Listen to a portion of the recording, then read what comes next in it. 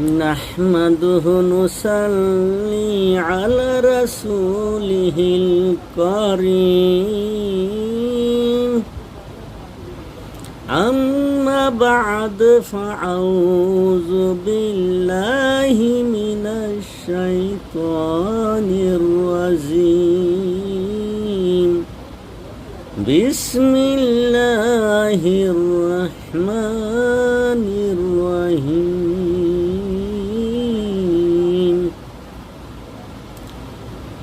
প্রিয় ভাই ও বোনেরা, আশা করি আপনারা আল্লাহর অশেষ রহমতে ভালো আছেন। সংক্ষেপে কয়েকটি কথা বলবো আপনার আমার দেশকে নিয়ে, আমাদের প্রিয় মাতৃভূমি বাংলাদেশকে নিয়ে। আমার চোখে কিছু দৃশ্য ধরা পড়ল যা মোটেই কাম্য নয়। যেমন বঙ্গভবন ভাঙচুর।